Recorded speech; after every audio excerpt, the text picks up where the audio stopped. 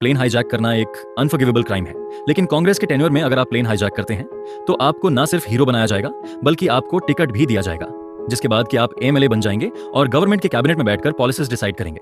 सुनने में एक मूवी की स्क्रिप्ट लग रहा ना? ये मूवी का स्क्रिप्ट नहीं है, ये एक्चुअली हमारे देश के अंदर हुआ है। 20 दिसंबर 1978 को इंडियन एयरलाइंस की फ्लाइट IC 410 ने कोलकाता से दिल्ली के लिए उड़ान भरी। फ्लाइट में 126 पैसेंजर सवार थे, जिनमें से 2 फॉर्मर यूनियन मिनिस्टर्स भी थे। जैसे ही प्लेन हवा में पहुंचता है वैसे ही 2 लोग अपने जगह से उठते हैं और इस प्लेन को हाईजैक कर लेते हैं। प्लेन को हाईजैक करने के बाद वो लोग जबरदस्ती इस प्लेन को बनारस में लैंड करवा देते हैं। इसके बाद ये दोनों हाईजैकर्स पकड़े जाते हैं। एक का नाम है भोलानाथ पांडे और दूसरे का नाम है देवेंद्र पांडे।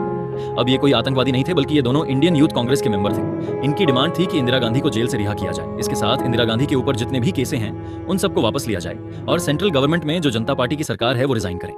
अब आप सोच रहे हैं कि जो हाईजैकर्स थे वो पकड़े भी गए, केस क्लोज हो गया होगा?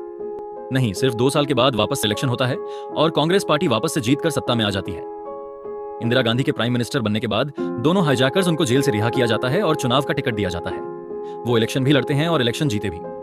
भोलानाथ पांडे 1980 में दोबा बलिया से एमएलए बनते हैं और देवेंद्र पांडे जयसिंहपुर से एमएलए बनते हैं। जिन लोगों ने 126 भारतीय लोगों की जान दांव पे लगा दी, इंदिरा गांधी को जेल से बाहर निकालने के लिए उनको दिया जाता है टिकट। आगे चलकर वो यूथ कांग्रेस के जनरल सेक्रेटरी बने और फिर इंडियन यूथ कांग्रेस के नेशनल सेक्रेटरी भी बने।